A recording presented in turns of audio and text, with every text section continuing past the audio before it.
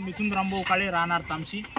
आता गेल्या वर्षी आम्ही मार्चमध्ये केळीची लागवड केलेली होती. केळी लागवड केल्यानंतर बरेचसे असे समस्या आमच्यासमोर आल्या की जेणेकरून आम्ही नवीन असल्यामुळे आम्हाला त्याच्यासमोर जाता नव्हतं येत. तर आम्ही शेगोगार सरांसोबत संपर्क केल्यानंतर शेगोगार सर पाणलोट 2.0 अंतर्गत जे काही कार्यशाळा घेतल्या, जे काही शेतीचे उपक्रम राबवले आहेत, केळीबद्दल पिकांची माहिती जसं केळी कृषी विज्ञान केंद्र अकोला, कृषी विद्यापीठ अकोला, शेगोगार साहेब, तुपकर साहेब आणि इतर कृषी विभाग बाळापूर यांच्यामार्फत आम्हाला जे मार्गदर्शन झालं त्याच्यामुळे आज आम्ही केळी एक्सपोर्ट करत आहे. याच्यासमोरही मी त्याच्याकडून अशीच अपेक्षा ठेवतो की ते आम्हाला वेळोवेळी मार्गदर्शन करतील. मी प्रकल्प उपसंचालक डॉक्टर प्रेमसिंग नारळ.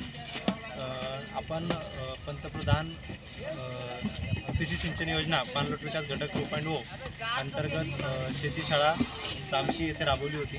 त्यामध्ये एक 10 ते 15 लोकांचा ग्रुप या ठिकाणी एकत्र आला आणि शेतीशाळेद्वारे त्यांना जे मार्गदर्शन लाभलं त्याद्वारे त्यांचं जे माल उत्पादित झालेला आहे तो या ठिकाणी व्हिएतनाम या देशामध्ये निर्यात या ठिकाणी होत आहे आणि अतिशय उत्कृष्ट पद्धतीने त्यांनी नियोजन केलं आणि जवळपास आज 250 टन